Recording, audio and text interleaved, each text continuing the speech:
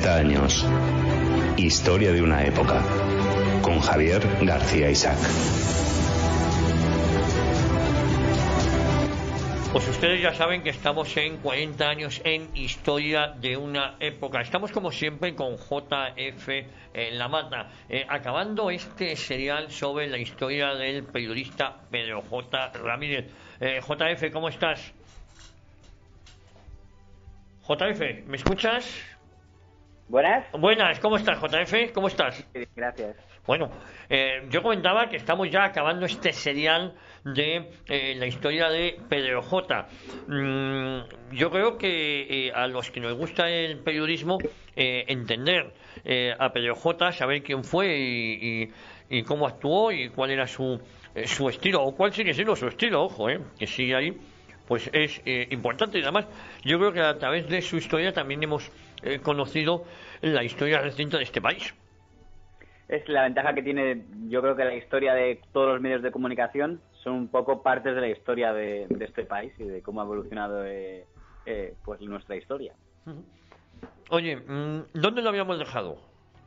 Pues estábamos justo en la llegada de Mariano Rajoy a la Moncloa, pero a modo de introducción, aunque no tenga mucho que ver, pero por meter una especie de paréntesis, solo quiero comentar que la semana que estamos grabando este programa he visto en El Mundo, el periódico que tantos años dirigió Pedro J, un reportaje, un public reportaje del señor Jordi Évole, que me ha hecho mucha gracia, lo comento como anécdota, donde decían que es un gran periodista y presentador, cosa que coincido, pero es que decían que además era caracterizado por su objetividad y porque tenía muy poco sesgo político y muy poco prejuicio político.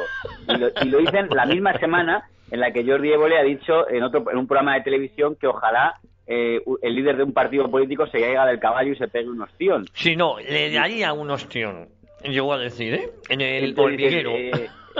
Mala semana han escogido los del Mundo para publicar un reportaje asegurando que Évole no tiene ningún tipo de prejuicio político ni alineamiento político. Es verdad que ya Pedro J no tiene nada que ver con eso, pero me ha llamado la atención que El Mundo haya publicado ese reportaje justo esta semana, ¿no? Cosas curiosas de un periódico que le pasa como le pasó a la formación política a Ciudadanos, que no sabe muy bien dónde ubicarse según el momento determinado. La verdad es que lo del periódico El Mundo, con o sin Pedro J, es en muchas ocasiones para hacérselo mirar. Oye, ¿cómo discurre Sin duda. la carrera de Pedro J una vez que llega Mariano Rajoy al poder? Sus vaivenes. Javier, ¿me escucha que le digo bajillo? Yo te escucho. ¿Me escuchas bien tú o me escuchas demasiado bajo? Vamos un poco bajito, pero le escucho bien. Vamos a ver ahora. Ahora mejor, sí. Ahora mejor, vale, fantástico. Pues ya perfecto, ¿no? Perfecto, sí. Bueno, en la historia es cómo le afecta la llegada de Pedro J, a la llegada al poder de Rajoy a Pedro J después de esos vaivenes, esa amistad tan íntima que tuvo con Aznar, prácticamente actuando de consejero, ¿no?, del presidente Aznar. El propio Pedro J. Ramírez ha declarado en comisión de investigación en el Congreso de los Diputados que todas las semanas, entre el año 2008 entre el año 2004 y el año 2007, Mariano Rajoy le llamaba para consultarle cosas. Y que estaba ahí con...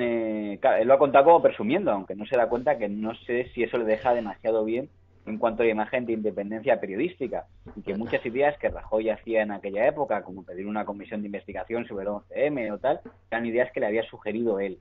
En aquella época recordemos que había por ahí dos figuras muy importantes que eran Eduardo Zaplana, amiguísimo de Pedro J. Ramírez, y además amigos no solo de que compartieran pádel, también de negocios, ¿no? Porque anda que no le dio dinero a la Generalitat de Valencia al periódico El Mundo en la etapa de Zaplana, y también Ángel Acebes, que era, digamos, el mejor colaborador de Zaplana. Pues esa es la etapa, digamos, en la que Pedro J. y Rajoy eran íntimos. Eso se rompe en 2008, que es cuando, como contamos la semana pasada, pues Pedro J. no es que participe, es que yo creo que encabeza esa operación para intentar cambiar a Rajoy de la presidencia del Partido Popular. En esa operación se suma, como comentamos, por ejemplo, Federico Jiménez dos Santos. Federico Jiménez Santos, la noche electoral del 2008, tras perder Rajoy contra Zapatero por segunda vez, dice en antena que Rajoy debe seguir siendo como líder del PP, porque sí, porque el resultado en el fondo no es tan malo y tal, eso dice ese domingo electoral y el lunes siguiente, pero el martes cambia de opinión y justo coincidiendo con que el mundo inicia la campaña contra Rajoy, pues dicen que también es verdad que tiene razón, que no, que Rajoy se acabó la etapa de Rajoy, que Rajoy es un traidor y es una inútil y debe irse. ¿Por qué? Pues seguramente influido por Pedro J. Ramírez, por una cuestión de fechas. Se ve que cuando el mundo cambia da digamos la orden de hay que destruir a Rajoy, todo lo que en ese momento se puede considerar el universo pedrojotiano se pone de acuerdo ya a la vez, pues desde Isabel San Sebastián hasta la O, hasta bueno, los que en ese momento estaban en esa órbita, de un día para otro pasan a ser todos anti-Rajoy. Pero llegado al 2011, cuando Rajoy gana las elecciones con mayoría absoluta, se observa una diferencia. Mientras que Federico ya se mantiene hasta el final contra Rajoy, él no cambia ya, se queda ya en el antirrajoísmo a partir de 2008, pero después sí vuelve a cambiar. Y en el 2011 hace campaña a favor de Rajoy. ¿Sigue en El Mundo en este momento? Sí, sigue siendo director del Mundo y de hecho unas portadas más elogiosas es que cuando el mundo Rajoy forma gobierno y nombra a Soraya Sáenz de Santa María como vicepresidenta todopoderosa plenipotenciaria, el titular del Mundo es sobradamente preparada. Sí. Que es como decir un elogio, decir que hasta ahora teníamos una panda de inútiles, los ministros de Zapatero, y ahora llegan los ministros sobradamente preparados, que son pues Margallo, Soraya, todos los que realmente son la caña. Y empieza el Mundo muy elogioso. Lo que pasa es que probablemente, y aquí entro en el terreno de la especulación, estaba intentando Ramírez que Rajoy, digamos, hacerse perdonar, pues decir, mira, dejemos atrás nuestras diferencias de 2008, volvamos a ser amigos, volvamos a entendernos bien, y no tenía ningún interés Rajoy probablemente en ese momento ya en recuperar ningún tipo de relación con el señor que le había intentado echar en 2008, que es la parte en la que probablemente debió pasar en ese periodo. Porque si usted mira las portadas del Mundo del año diciembre de 2011 y los primeros meses del gobierno Rajoy, verá que son elogiosísimas con Rajoy. Y sin embargo, no se produjo ningún tipo de contrapartida clara por parte de la administración hacia una casa que empezaba a tener algunas que otras goteras, como era la de Unidad Editorial, que es la empresa editora del Diario del Mundo. Oye, pero efectivamente, lo que es asombroso es que esos vaivenes a Pedro J. No le han pasado factura. No sé si me entiendes lo que te quiero decir. Bueno,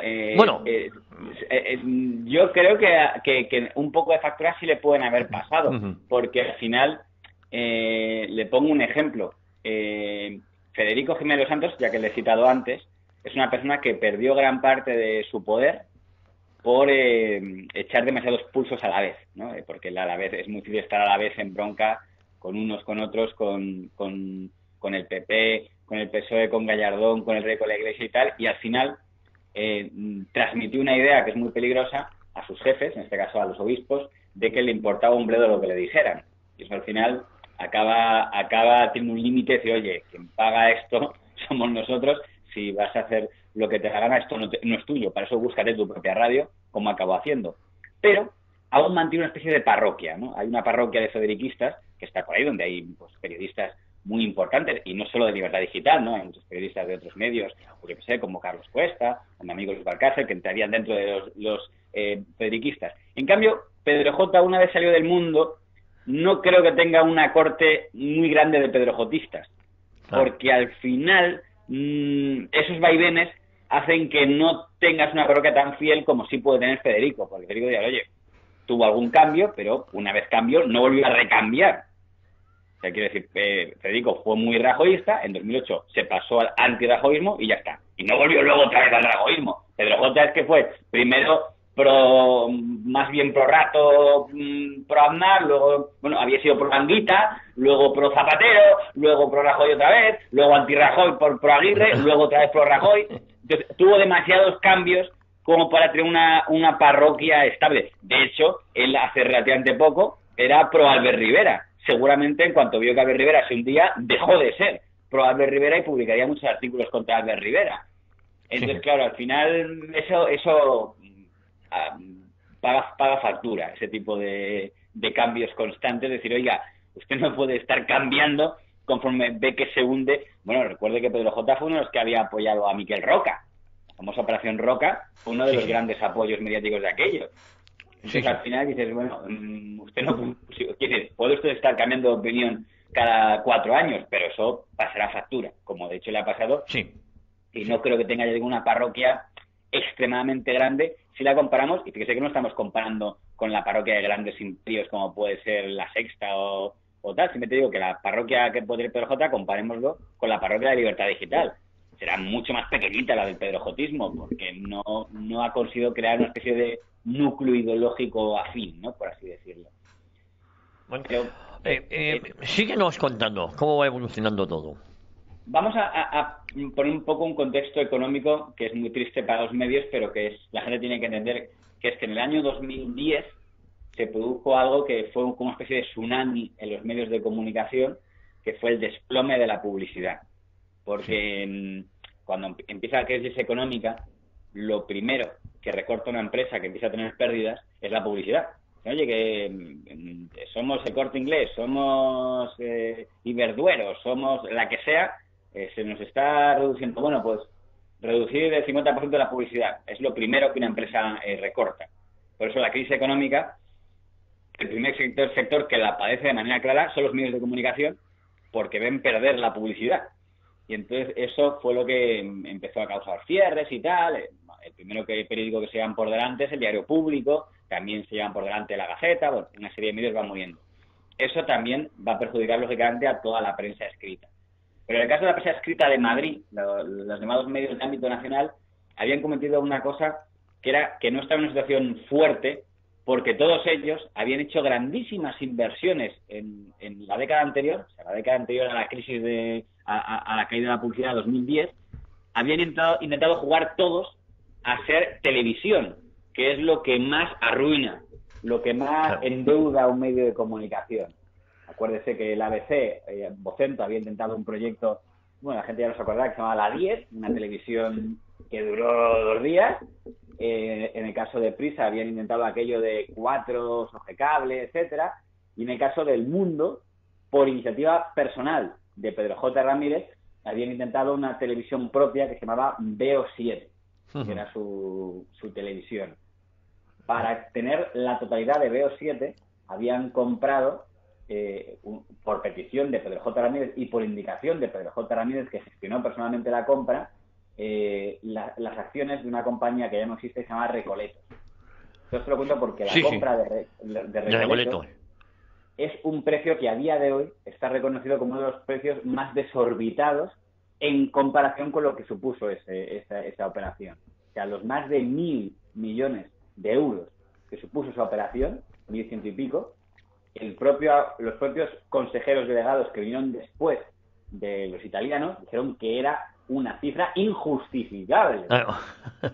Entonces, pues probablemente porque se emocionó, dijo, yo quiero una tele tal, el negociador por parte de Recoletos, con el que tengo que hablar, que se llama Jaime Castellanos, fue un genio, dijo, así pues le clavó ahí una cosa que se estaba arruinando, no sé cómo lo consiguió convencer a los del Mundo de esa cifra, por lo cual era un precio muy importante el que se pagó allí para un proyecto como Veo 7 que se hundió y cerró en el año 2011. Las señales de hecho, el operador Veo, lo que queda hoy de Veo, son que tenía 4 canales, luego por sentencia del Supremo solo le quedan 2, no emiten ya programación propia, son canales arrendados, que están arrendados, uno se arrendó a la Iglesia para que creara 13 Televisión, y otro me parece que está emitiendo Discovery Channel y Teletienda, que ya ni siquiera son capaces de emitir contenido propio, lo cual, y no quiero aburrir a la gente, pero es una estafa al concurso en el que se la dieron. Claro. Una cosa que pasa en España, que un operador dice, yo quiero un canal de televisión, toma, te lo doy.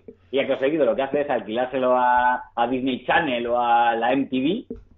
Si usted coge el mando de la televisión, ahora verá que aparecen canales de gente que no ha ganado ningún concurso. O sea, si yo ahora mismo cojo la televisión y me pongo a hacer zapping, me encuentro de repente a MTV o a AXN. Y esto claro, y están emitiendo sin cuando no han ganado el concurso ni nada. Claro, porque aquí todos engañan, ¿no?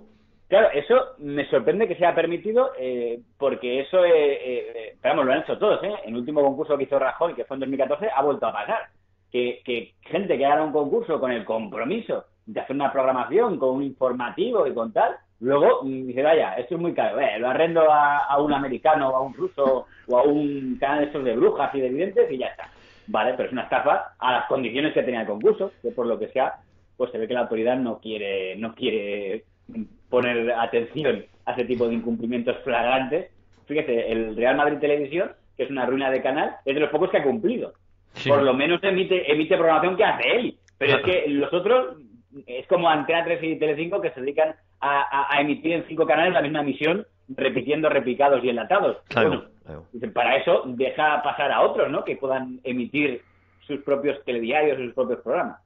Pero todo esto viene a cuento de que Veo es que ya no existe la marca como tal, fue una de las cosas que más hundió y arruinó a la empresa del mundo.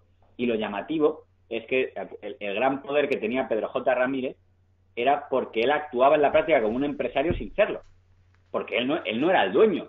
Pero como los dueños estaban en Italia, entonces mientras lo haga bien, nos llegue más o menos dinero y tal, pues pasamos. Pero va a llegar un momento en el que esos jefes de muchos kilómetros de distancia van a empezar a decir, espera, ¿qué está pasando aquí? Que cada vez nos llegan más letras y más números rojos y más recapitalización de deuda. Y dicen, ¿qué está pasando aquí? ¿Qué están haciendo los españoles con nuestro dinero?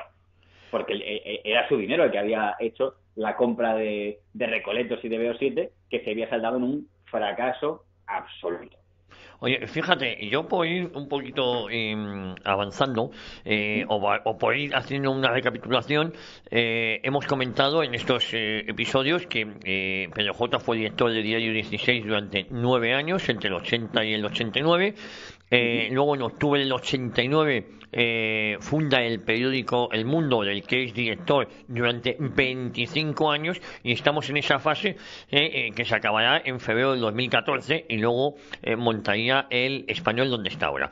Bueno, seguimos con esta fase, ya Mariano Rajoy, mayoría absolutísima, y seguimos con lo que ha sido una tónica general en Pedro J., que son los vaivenes políticos e ideológicos, ¿no? Claro, lo que pasa es que en este último vaivén es difícil no pensar que pudo tener que ver con el tema de la situación económica de la empresa. Porque yo creo, y es verdad que es un poco atrevido por mi parte decir esto cuando él mismo me lo desmiente, pero es una impresión que tengo yo, que esperaba de la administración una ayuda más importante para ayudar en ese momento económicamente a Unidad Editorial. Cuando se produce la caída de la publicidad a la que aludía antes, la de 2010, el principal anunciante del Estado español es el Estado español. Y es algo curioso, ¿verdad?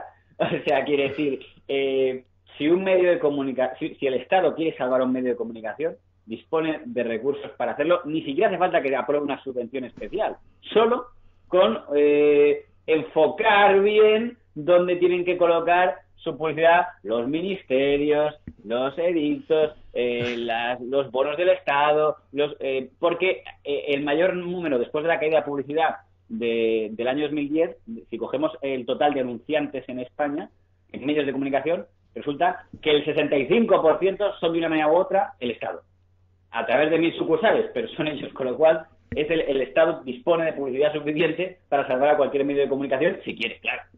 Claro. Luego está el IBEX, pero antes del IBEX, el propio Estado. Es el que tiene más publicidad para poder colocar en la Comunidad de Madrid. Es un ejemplo patente, ¿eh? El primer anunciante en Madrid es la Comunidad de Madrid, desde la segunda, las consejerías, las campañas de turismo, etcétera, etcétera, etcétera. Las cajas de ahorros, que son también el Estado indirectamente. Bueno, entonces ahí quizá esperaba Pedro J. Ramírez hacerse perdonar, diciendo, oye, que te ayuda en el último momento, venga, préstame una atención. Pero ahí se juntan dos cosas. Uno, que quizá Rajoy estaba un poco mosqueado todavía por el tema de 2008. Dos, que había más gente que pedía lo mismo. había ahí una persona llamada Mauricio Casal que decía, perdona Rajoy, espero que la ayuda sea sobre todo para el diario La Razón, que es un diario mantenido con respiración artificial prácticamente desde que existe. Y efectivamente es el que más ha tenido ayuda económica, indiscutiblemente, por el gobierno de Rajoy, fue el diario La Razón. Si uno mira la publicidad que recibía La Razón de los ministerios, pues claramente había un depósito en La Razón que no se justifica por la difusión de ese periódico, sino porque, por lo que sea, pues se llevaría mejor Rajoy con Mauricio Casals, que es el presidente de La Razón, y peor con Pedro J. Ramírez. Entonces, Ramírez, el que había intentado con Aznar ser el gran magnate de medios, intentó entrar en otras televisiones, en radios.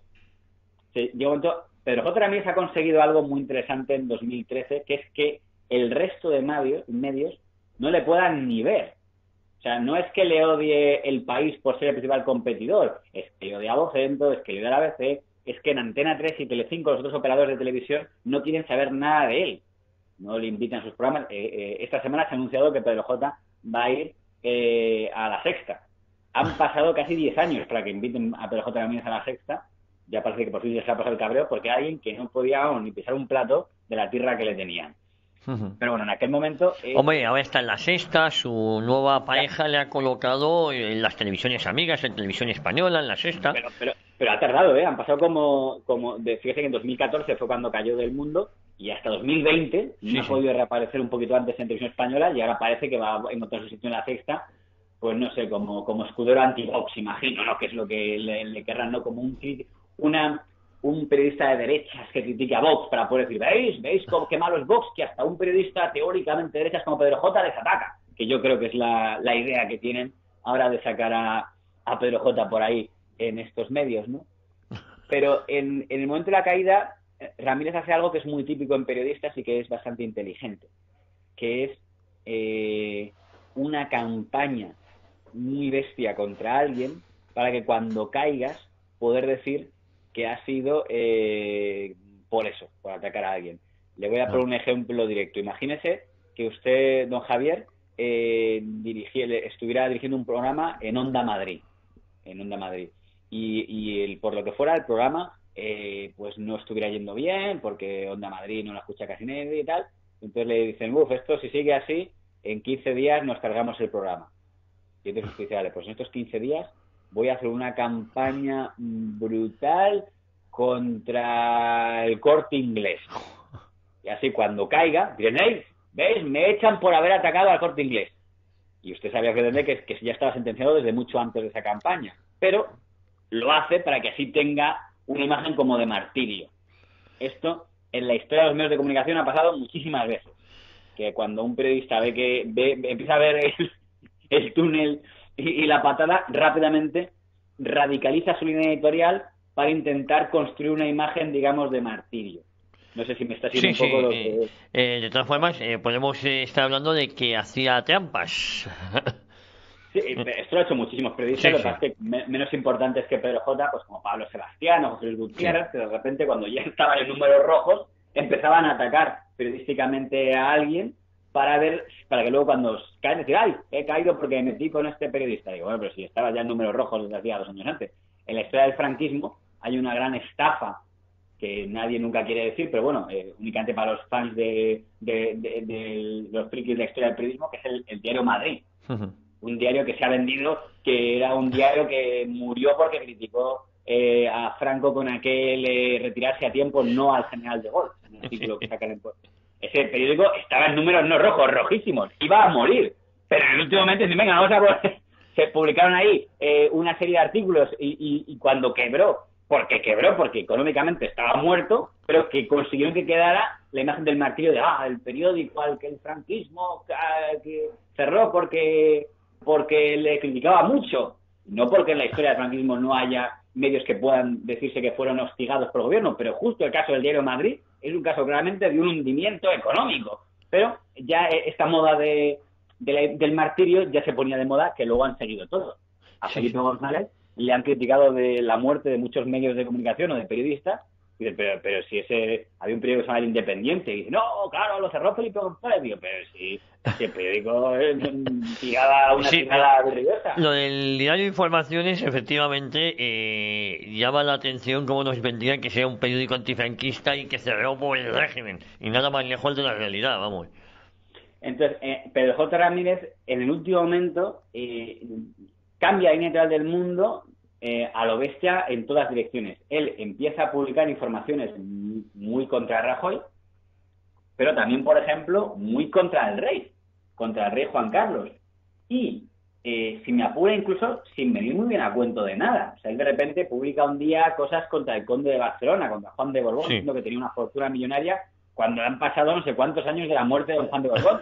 ¿A cuento de qué sacas esto ahora?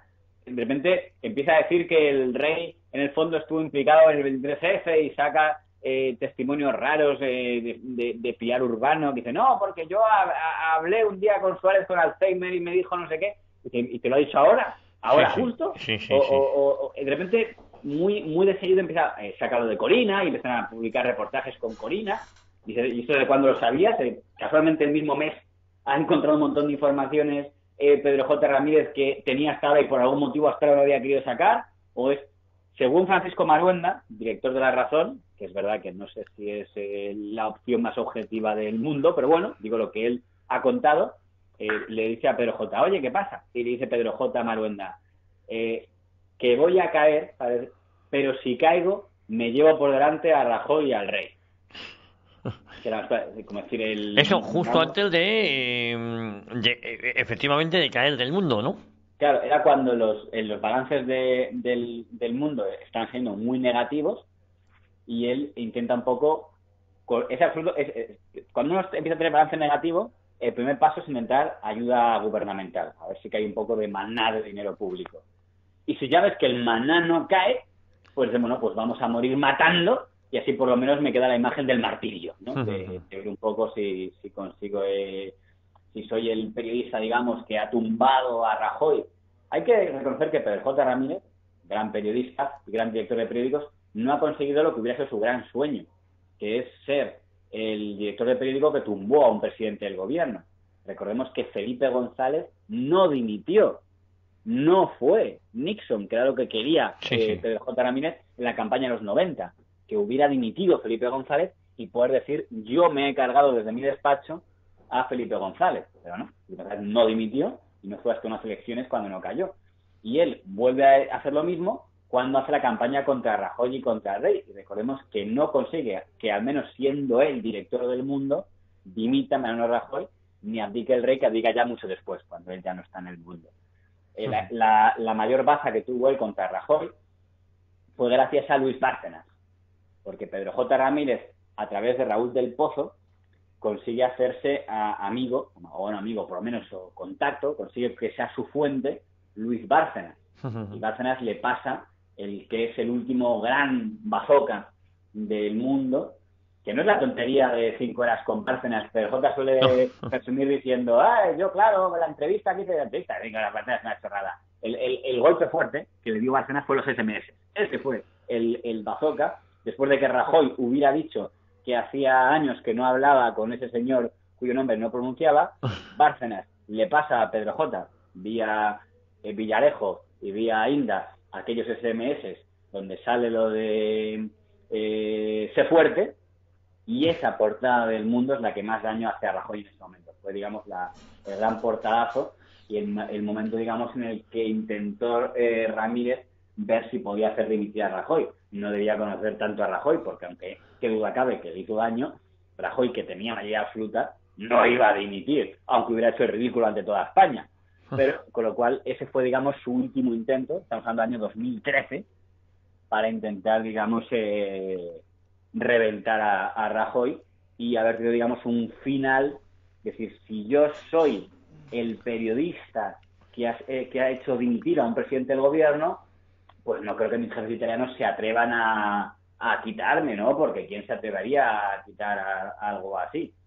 De todos modos, hay que decir que en aquella época, en esa emoción que tenía Pedro J. por derribar a Rajoy, publicó cosas digamos, un tanto exageradas, ¿no? Porque él llegó a publicar en una portada que toda la cúpula del Partido Popular estaba poco menos que sobornada por sobres, ¿no? El famoso caso de la... Luego, cuando miraba la letra pequeña, dice, bueno, no quiere decir sobornados, quiere decir que no pagaban... había una serie de retribuciones que tenían que devolver una parte del fisco y no la devolvían, pero luego veías más, decía, bueno, que no devolvían, que tampoco tenían por qué hacerlo porque el complemento no llegaba al mínimo de cantidad que tiene que llegar. Pues, oiga, usted lo había presentado de una manera en el que parecía que estaba diciendo que estaban sobornadas toda la cúpula del Partido Popular.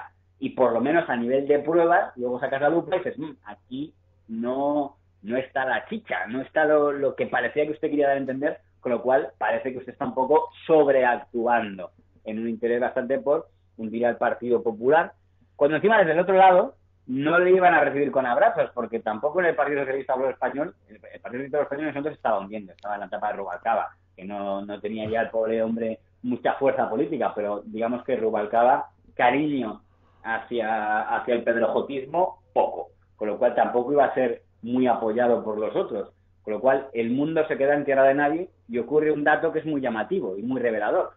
Si usted mira en los OJDs, que son los medidores de la difusión de la prensa del año 2013, sube el ABC, que es una cosa muy importante para entender lo que pasa en ese momento. Está toda la prensa de papel cayendo. Pero sube un poquito el ABC. ¿Por qué sube un poquito el ABC? ¿De dónde salían esos lectores? Del mundo. Que se estaba yendo ya del mundo, ese lector medianamente conservador, y estaba volviendo al que había sido su casa, ¿no? Que era el ABC. Esto lo digo porque eso fue lo que más argumentaron los italianos. Un momento, porque decía Pedro J. Sí, está cayendo mucho la publicidad, pero es por la crisis económica. Sí, estamos cayendo en... Y entonces, claro, decían los italianos, ¿y en difusión? ¿Justifica? Claro. No, y todos están cayendo, todos. Digo, sí, pero también ha subido un poquito el ABC. Sí. Bueno, tal, porque lectores del mundo interpretaron errónea o equivocadamente que era un tema personal. Que era una cuestión, decir, esto es una campaña personal que tiene Pedro J. contra Rajoy y a mí no me interesa. Era el momento en que estaba empezando el fenómeno Podemos, iba a empezar y tal, y el lector, es muy triste porque somos un país un poco, en eso un poco maniqueo, pero el que es lector, digamos, de pues conservador, usted lo ha dicho, no le interesaba nada todos los días que ya sabemos, Pedro J., que te cae muy mal Rajoy, pero yo quiero caña a los otros, a los nacionalistas, a los separatistas, a la izquierda, a los de Podemos, que están empezando en ese momento. No me interesa tanto bofetar a Rajoy. A nivel periodístico tampoco se puede poner un sobresaliente a su campaña contra Rajoy, porque ya digo que quitándolo del Luis C. Fuerte, tampoco remataba. Claro. Yo hablé con Alfonso de Salas, que era el que había sido el gran protector de Pedro J. hasta el año 2005, cuando abandona el proyecto, el fundador de Unidad Editorial, el hermano de Juan Tomás de Salas, del Grupo 16, Alfonso de Salas, que es el que funda Unidad Editorial y El Mundo y el que contrata a Pedro J. Él se va en 2005 para crear un proyecto periodístico que es El Economista, pero seguía siendo accionista de Unidad Editorial.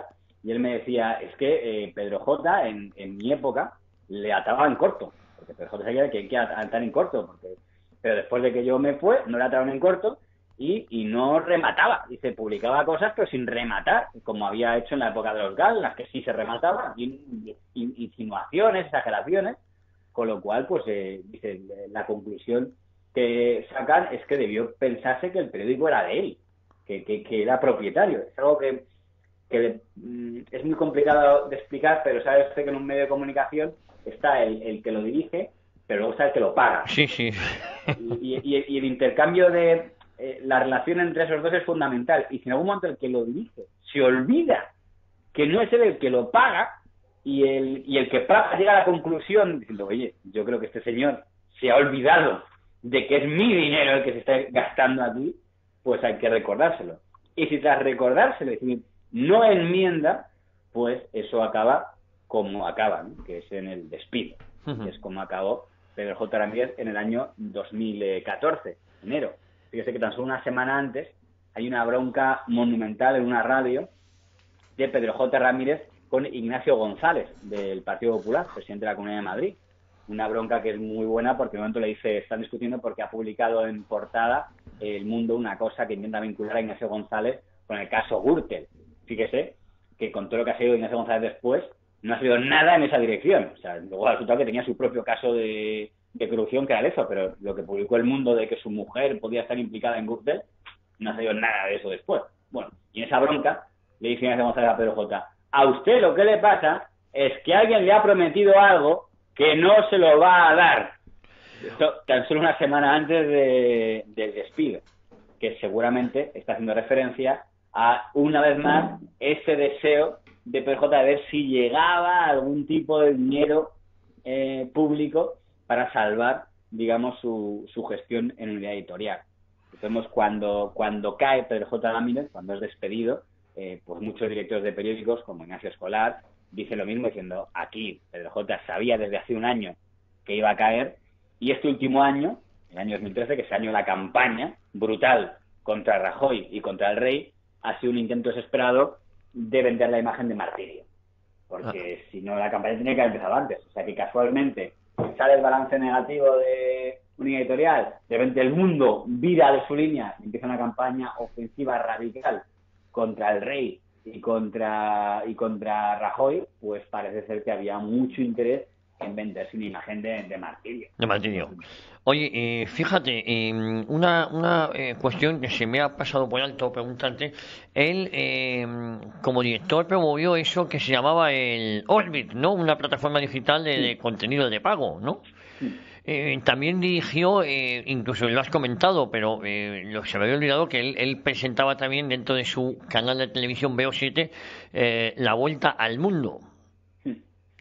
Oye, y lo de Orbit tampoco llegó muy lejos, ¿no?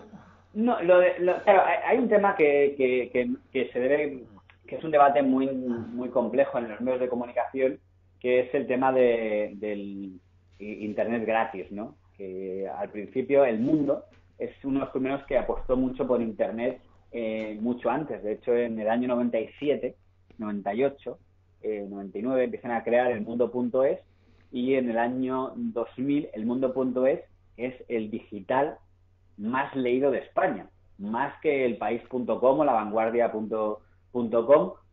El motivo principal es porque era el periódico que tenía todo su contenido vertido en Internet.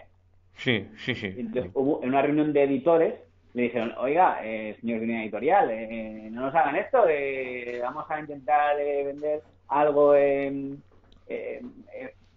solo para abonados, para la gente que pague, porque de lo contrario, si el lector español se acostumbra a que el contenido está gratis en Internet, va a dejar de comprarlo a niveles. Pero ahí Unidad Editorial entendió que lo que tenía que conseguir era ser líder, y si ser líder era a costa de regalar el contenido en Internet, lo hicieron. Hubo una reunión muy dura en la AEDE, que es la Asociación de Editores, que me contaron, en la que el que estaba representando ahí a Pedro J., que era su gerente, Antonio Fernández Galiano, hoy presidente de Unidad Editorial, dijo: no, lo siento, pero vamos a seguir regalando el contenido. Bueno, El Mundo a corto plazo en ese momento consiguió el liderazgo en Internet, solo en Internet, no en kioscos. Pero a la larga, yo creo que la decisión pues les vino bastante mal a todos, a todo el sector. De hecho, ahora están los pobres buscando fórmulas para sacar remuneración. Orbit fue una forma de rectificar. Dice: oye, vamos al menos la hemeroteca que la habíamos tenido en abierto, vamos a hacerla cerrada y que la gente pague un poco por acceder a la hemeroteca, ¿no? de Unidad Editorial. Bueno, yo creo que no ha sacado la rentabilidad que ellos hubieran esperado sacar. Fíjese que el primero que sale haciéndose una foto con lo de Orbit es Javier Gómez de Liaño, que es el abogado de Bárcenas. Con un poco la vinculación que había entre ambos, diciendo: apuntaos todos a Orbit, ¿no? Y no sé, aún sigue existiendo Orbit, puede ser que lo hagan rentable, pero no tuvo... si hubiera sido a por Orbit desde el principio de la historia del Mundo.es, pues quizá hubiera sido otro el resultado de aquel proyecto. En cuanto a lo de Pedro J. como presentador de televisión, hay que decir que él siempre tuvo una gran vocación de tele. Era algo que él siempre... Lo que pasa es que no tuvo suerte. En el año 90, Martín Ferrán, director de la primera Antena 3 Televisión, le da un programa a Pedro J. Ramírez que se llama La Picota. Yo lo he llegado a ver y tras verlo entendí por qué duró poco. Porque era un plano feísimo, parecía un programa de universitarios de escuela, ¿no? Un fondo verde, un plano fijo, Pedro J. hablando. No era atractivo. No era atractivo. No. Intervenciones muy largas de él. Eso, o eres un monologuista tipo Buenafuente, o si no, ver a un tío hablando mucho tiempo seguido es algo que no pega al público, salvo que de repente tenga, yo que sé, unos vídeos preparados o unos totales, si no tenía que haber hecho más bien radio, ¿no? Oye, sí. Y de hecho, en La Vuelta al Mundo, cuando Pedro J. lo presentaba, tenía peor resultado de cuando lo presentaba Carlos Cuesta. Carlos Cuesta en aquel momento no era conocido. Era el sustituto. Era el sustituto de Pedro J. en BO7, claro. Es verdad, sí. Estaban ahí, por ejemplo, presentadores fichados que estaban ahí con, pues estuvo Müller, estuvo tal, y Carlos Cuesta era únicamente el sustituto cuando de repente fallaba la hora y tiraba mejor con él. ¿Por qué? Porque por lo que sea, Cuesta, que venía del mundo de expansión, sí tenía más claro de cómo funciona la televisión. Y si ahora Cuesta está fuera de los operadores de televisión, como puede ser de 13, no es por tema de que lo haga mal en televisión. Es porque a los gestores de esa cadena no les gusta la editorial de Carlos Cuesta. Lo digo con información directa, en este caso me refiero a 13. Pero no porque él no maneje bien la televisión o sea un mal presentador, sino porque su editorial pues no gusta a los jefes. No gusta, claro, no es tan sumiso al Partido Popular como le gustaría a la Conferencia Episcopal, para hablar un poquito claro, ¿no? En el caso de Pedro J. Ramírez, en cambio, pues yo creo que no era un buen presentador. Cuando lo intentó, estuvo cuando presentaba el programa, fíjese, el gato al agua, que se emitía a la misma hora, se comía con patatas a Pedro J. Ramírez. No tenía nada que hacer. Y fíjese que tampoco es que los tertulianos del gato al agua tuvieran una dialéctica, que había gente como Carlos Dávila, ¿no? Pero sí conectaban mejor con la gente. Aparte que es que además la gente de determinado segmento ideológico quiere claridad. Por ejemplo, a veces prefieren escuchar a alguien que saben que no es de los suyos, pero entienden cómo piensa, que alguien que no saben cómo piensa. Eso es. Aunque sea un poco raro, un oyente, digamos, de derechas, para hablar en claro, puede soportar mejor escuchar a un Javier Nart, que es socialista, ¿no? O un Pablo Castellano, o incluso un Corcuera, que a un Pedro J. Porque dicen, vale, Corcuera ya sé que es socialista, pero es españolista, pero es tal. Pero Pedro J, como no sé lo que es... No sé lo que es. No sé si va y viene, o viene. No me transmite confianza, que es el gran problema que ha tenido Pedro J, que empezó en publicaciones del Opus, luego se volvió progresista socialista y acabó diciendo que era centrista, pero cambiando un poco de línea. Hay que decir que su salida de unidad editorial fue extremadamente violenta. O sea, y aquí no es solo culpa de él, ¿eh? Aquí cuando se produce una cosa de estas hay que achacar a ambas partes. Unidad Editorial no gestionó bien la salida de Pedro J. Ramírez, ¿no? Sí. Fíjate, estamos hablando ya del 30 de enero del 2014, hace 6 años, cuando es cesado como director del Mundo, pero hay un periodo, bueno, a él le sustituye, corrígeme, Casimiro García Vadillo, pero él no se va inmediatamente, él se queda como colaborador del periódico, ¿no? A eso me refería yo con la mala gestión. En teoría, hay dos tipos de destituciones de un director de periódico. La destitución más normal, que es, oye, el destituido nombramos a otro y el destituido pues cobra una indemnización muy importante y se va del medio, porque generalmente cuando te despiden como director, que es lo más alto que puedes tener, pues ya no quieres ir en el medio y dices, oye, pues si no me quieres como director, pues me voy a la competencia, que pasa muchísimo. Fíjese, por ejemplo, los dos directores que más años han estado en Cataluña, Joan Tapia en La Vanguardia y Antonio Franco en el Periódico de Cataluña, estuvieron cada uno casi 15 años, están ahora en el otro, como columnistas en el otro. O sea, el que fue director durante casi 15 años de La Vanguardia, Joan Tapia, ahora es columnista en el periódico. Y el que fue director durante casi 20 años del Periódico de Cataluña, Antonio Franco, ahora es columnista de La Vanguardia. Pero esto, si miramos por provincias, pasa muchísimo, ¿no? Yo el otro día hablaba aquí en Valencia con Ferran Belda, que era el director de Levante durante casi 15 años, y ahora es columnista de Las Provincias, que es el competidor de Levante. ¿Por qué? Porque cuando te despiden como director, pues ya te vas de la empresa. Y dices, bueno, pues me voy al competidor. Esa es la opción, digamos, A, y es la más utilizada. Y luego la opción B, que es menos habitual, es te quedas con un puesto, digamos, ficticio, de honor, pero por cariño a la empresa. es el caso que lo ha dicho muy bien siempre El País.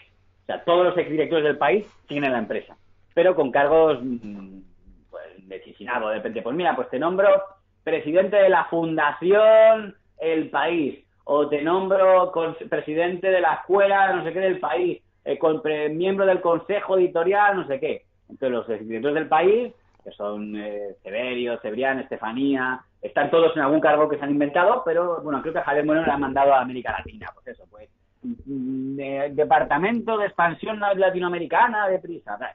Entonces el País siempre ha cuidado que sus exdirectores se queden en la casa, pero con cargos de poca responsabilidad ejecutiva, por así decirlo.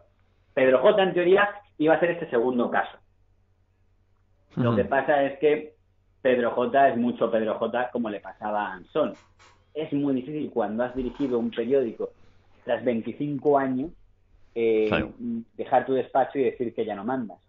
Él firma un acuerdo con Unidad Editorial cuando le despiden, que es que a cambio de cobrar una indemnización muy importante, a pesar de que sigue en la casa, se compromete a un acuerdo de no competencia durante, creo que son 5 años, entre 5 y 2 años. Estoy haciendo de memoria, yo creo que eran 5, pero bueno, mejorando. Bueno, durante 2 años, no competencia. Es decir, le prohíben expresamente que él pueda fundar un digital. Que era una cosa que no querían que hiciera bajo ningún concepto. Y él firma ese acuerdo. Pero si no lo cumplió. Pero fíjate que en cambio no lo cumplió, porque lo fundó al año y medio, ¿no? El Español. Efectivamente, pero en ese momento se firma que lo va a hacer así.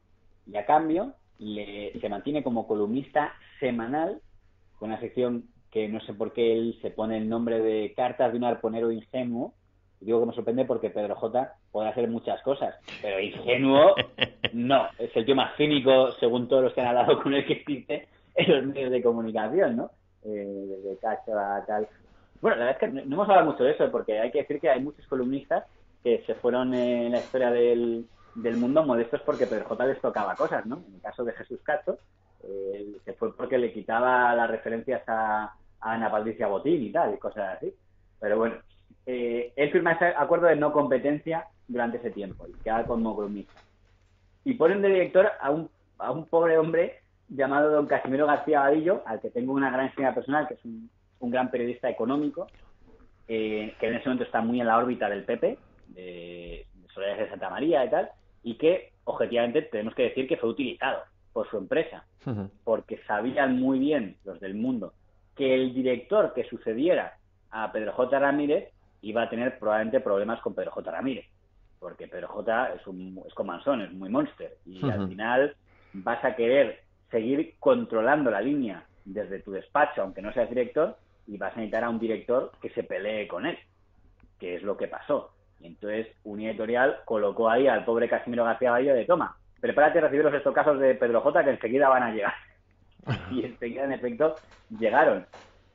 Un ejemplo, con Casimiro García Vadillo hace una entrevista a María Dolores de Cospedal. Después de la entrevista, Pedro J. Ramírez pone un tuit que dice algo así como: uy, en la edición de la entrevista de Cospedal que yo he visto, se ha debido borrar la parte en la que le preguntaban por Bárcenas y por los seres y tal. Perdón, por los Gürtel y los sobres y tal. Eso es un ataque a tu propia casa. Estás dando a entender que la entrevista que le han hecho es blanda o es tal. Y eso lo pone Pedro J. Ramírez en Twitter, siendo columnista del Mundo. Es de paga, la suelta allí. En ese momento, en ese 2014, se acordará que es cuando abdica el rey Juan Carlos. ¿No? Y llega rey Felipe. Igual, sale una portada de cambio de rey tal, y también hace un tuit irónico Pedro J. Ramírez sobre por qué no hablan de lo de Corina a los del Mundo. Está poniendo tuits contra su propio periódico, que es una cosa un poco extraña, pues, porque Pedro J. no puede evitar decir, ¿veis?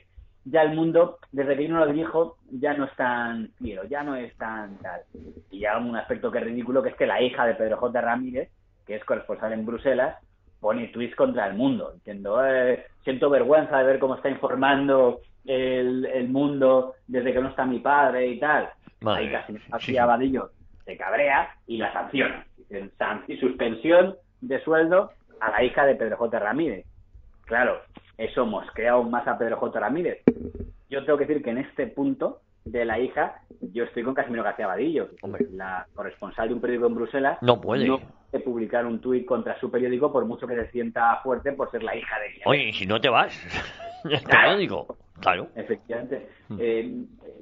Entonces, al final, en todo este contexto, el abogado encargado, el bufete de abogados encargado de gestionar el acuerdo entre Unidad Editorial y Pedro J. Ramírez, se enfada y le dice a Pedro J. Ramírez, oye, como hay un incumplimiento del acuerdo que había, que incluía que Pedro J. no podía agredir a Unidad Editorial, le vamos a descontar un poco de dinero. O sea, de los millones que iba a ganar, le quitamos un poquito.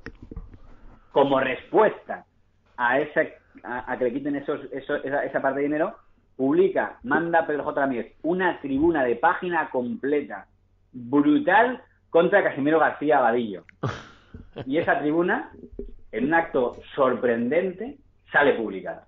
Y aparece publicada en El Mundo, dirigido por Casimiro García Vadillo, página 3, una página completa de Pedro J. Ramírez diciendo Casimiro García Vadillo es un periodista servir al poder, vendido a Soledad de Santa María, tal. Todavía a día de hoy hay muchos que se extrañan de que Casimiro publicara esa página del periódico. Pero yo creo que eso lo hizo precisamente para desacreditar al propio... ¿cómo te diría yo? Al propio Pedro J, ¿no crees? Fue el último artículo que se publicó. Casimiro García Vadillo, le pregunté sobre si él me decía, a mí lo que me sorprendió es que Pedro J, junto a esa carta, no me mandara su dimisión. Le digo, oye, como considero que eres un imbécil, pues toma mi último artículo y adiós, me voy. Que no, me mandó el artículo y no... Entonces, se debió pensar Pedro J que no se lo publicaría, para poder decir, ¡ven, me han censurado! Y se lo publicó. Es verdad que Pedro se lo publicó y acto seguido llamó a los abogados para que aclararan la situación y hubo que renegociar todo. Opinión mía, creo que Pedro J estaba buscando reventar el acuerdo de no competencia porque claramente se había arrepentido, echaba de menos lo de dirigir, lo quiero decir. Es como, se usó la expresión de el pez sin agua, ¿no? Pedro J. Ramírez, sin un puesto de director, es como un pez sin agua que se muere, entonces prefiere irse a una pecera y cambiar su acuario por una pecera a estar sin agua, y el acuerdo que se renegoció fue que de todo ese dinero que le habían prometido que le iban a pagar, y le estaban pagando de hecho, se reducía considerablemente, pero le anulaban el acuerdo de no competencia con la condición expresa de que él, Pedro J. Ramírez Codina, no puede hablar en público de nada que tenga que ver ni con la estabilidad de Unidad Editorial ni con la estabilidad del mundo. Por eso usted, si algún día le preguntan a Pedro J. Ramírez, oye, ¿qué opina de su estabilidad del mundo? Dirá, bueno, yo de eso no puedo hablar, o yo prefiero no hablar, ya no me acuerdo. Dice bromitas, dice, yo ya no me acuerdo mucho de eso. Si quiere puedo hablar de cuando me echaron de 16, pero del otro es que no me acuerdo. ¿Por qué? No es que no se acuerde, es que tiene firmado que no puedo hablar de eso. Porque es el acuerdo, digamos, de salida. Pero si todo eso lo hubieran negociado bien la primera vez, en enero, pues no hubieran tenido todo ese año de espectáculos bochornosos de pelea. De todas formas, perdóname, JF, Dallas demuestra también un poco el talante de este individuo, ¿no? La soberbia que tiene, ¿no? Sí, es que eso no se puede negar. Quiero decir, vamos a ver, cuando has tenido tanto poder, y además nos vamos a ocultar, tanto talento como director de periódico, o sea, un nivel en el que en el fondo solo ha habido 4 personas en la historia del periodismo, quitando a Emilio Romero Gómez, que murió hace mucho, pues nos quedan 3, que son Luis María Ansón, Boris Cebrián y Pedro Jorge Ramírez. Y si me apuras, más Ansón y Ramírez, porque Cebrián siempre era alguien que estaba a la sombra de un empresario que era Polanco. Sin Polanco Cebrián no hubiera existido. Entonces Cebrián y Ansón son de una pasta diferente. Es decir, oye, lo que pasa es que Ansón ya está a otro nivel, ya está mayor, ya no se me... Pero son gente que claro, tienes sentimientos de, oye, de mi mano ha comido todo el mundo, tal, y yo tengo ya, a mí no me dice un niñato lo que puedo, lo que no puedo hacer, ¿no? Es como un sentimiento como de, oye, y aquí, por decir algo en su favor, el famoso director monstruo que controlaba desde lo que se publicaba en la página 1 hasta el pasatiempos, pues es una fórmula que tienen ellos que es muy personal y que hay muy pocos como ellos, ¿no? Entonces esos llevan mal el ser un columnista, no lo pueden ser, ya tienen que ser alguien que manden en algo. Lo triste de esta historia para mí es que Casimiro García Vadillo, que durante toda esta pelea dio la batalla en nombre de Unidad Editorial, dio la cara y se peleó con el que había sido su mentor por defender su puesto como director del Mundo y decir que el Mundo seguía siendo independiente con él, etcétera, en cuando termina esta guerra, Unidad Editorial inmediatamente después lo despide como director y pone a un inútil cuyo nombre me sale ahora, que ha publicado un libro ahora de Jiménez, David Jiménez. Sí. Eso, yo digo a la empresa, vamos a ver, tú lo que no puedes hacer es, a los italianos, es hacerle a un señor como Casimiro García Vadillo que se parta la cara para defender con el que ha sido su maestro, J. Ramírez, y de la cara y el mal trago que debió ser para él, toda esa polémica con el que había sido, digamos, su mentor, por defenderos a vosotros, y en cuanto acaba la batalla, os lo cepilláis, porque decís que es muy mayor y que es mejor alguien más joven. Digo, eso hay una cuestión, digamos, de formas, de ética, es, mira, aunque sea retener, aunque sea 3 años en el cargo, un mandato pequeñito, pero no te lo puedes cargar al año. Pero Casimiro García Vadillo no llegó ni a cumplir un año como director. Y fue un año desagradable en el que encima estuvo marcado en gran medida por sus peleas con Pedro J. Entonces, cuando yo me enteré que lo echaban, digo, oye, Unidad Editorial, ¿no tenéis un mínimo de dignidad? De coerción con una persona a la que, bueno, de hecho, es evidente que Casimiro García Vadillo no se iba a ir al digital de Pedro J. y tuvo que fundar el suyo propio. Ha escogido la marca antigua del Independiente, hay cometido a prego, ¿no?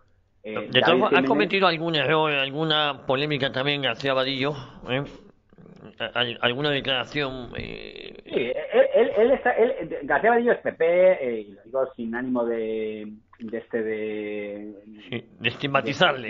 De estigmatizar, pero él curiosamente venía también del comunismo, ¿no? Él fue en su juventud militante del grupo trotskista del que estaba Roures, yo creo que la ORT, una vez. La ORT. Y luego acabó muy en la órbita lo que sería hoy, pues, ¿qué? Pues un político de centro-derecha liberal clásico, ¿no? Es pues, lo que sería, pues, eso, pues, Soraya, está en esa línea. Entonces, por ejemplo, pone a la misma altura Vox y Esquerra. Dice, no, aquí claro, hay extremos como Vox y Esquerra. En fin, yo es un criterio que no me parece que sea muy ponderado. No, por eso digo que lo hace por hacerle la pelota al Partido Popular. En fin. Hay que decir en favor de Casimiro García Vadillo, que después de su salida, digo en favor, bueno, de su amabilidad para ser donde está situado, ha sido muy colocado en tertulias en la cuota APP, ¿no? Está mucho en Antena 3, en española. Entonces, al final, tienes que tener amigos mediáticos. Es una cosa que aún no tiene Vox, pero digo aún, porque los políticos ya sabe usted cómo son, que es el poder colocar a gente en tertulias. El PP todavía tiene un gran poder para colocar a gente en tertulias, y eso implica una serie de esfuerzos. Fíjese lo que decía antes, Pedro J. Ramírez sale del Mundo en 2014 y hasta el año 2019 no pisa una tertulia. Casimiro García Vadillo, desde el minuto número 1, sale del Mundo y está en tertulia. Pues tenemos que ir acabando ya, querido amigo. Y yo creo que prácticamente hemos contado todo lo que se podía contar o hablar sobre la historia de Pedro J. Ramírez y su influencia en el periodismo, ¿no? Claro, yo aquí separaría 2 ideas. Una, lo que estábamos diciendo ahora de entender un poco lo importante que es el alineamiento político para conseguir un nicho de electores fieles o para conseguir un puesto en tertulias, ¿no? Y después de que se produzca ese cambio, el Mundo no ha dejado de tener vaivenes, el pobre Mundo. Hay que decir que David Jiménez fue unas estupideces más grandes que se han cometido en la historia del periodismo español.